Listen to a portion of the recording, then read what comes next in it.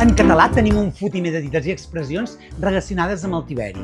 Podem ser prims com un tel de ceba, tenir el cos en forma de pera o estar a punt de fer un pet com un aglà. Podem no ser ni carn ni peix o ser més sants que un gradall. Alguns som somiatruites, és veritat, i també de la ceba, però sempre hi ha aquells que ens volen tocar la pera, Podem ser una bleda assolellada, un figa tova o fer cara de lluç. De vegades som tan figa que fem el préssec, d'altres estem eixerits com un pèsol o trempats com un all, però això ja són figues d'un altre paner. Tot i que siguem el rovell de l'ou i estiguem més contents que un gínjol per acabar sent la xocolata del lloro, perquè ens pensem que remenem les cireres, però al final no diem ni pruna perquè no pintem una fava aquí.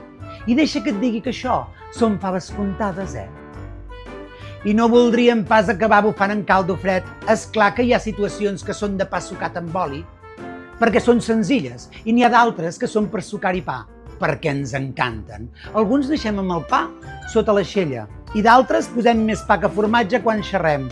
Ai, què hi farem? Tot i això, nosaltres sabem quin pa s'hi dona, Encara que ells sembli que tinguin pa als ulls. Més d'un fot uns ulls com taronges mirant aviam qui passa per aquí per allà, però ja sabem que els donaran carbasses. I sí, ara parlo de l'amor, Ai, l'amor, que sembla que tot hagi de ser una bassa d'oli, perquè tots som de bona pasta i ens venem com a pa beneït. Però al final, patapam, ja has begut oli.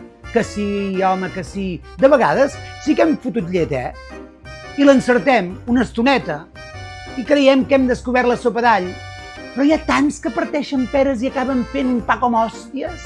Perquè realment, qui no té un all, té una ceba.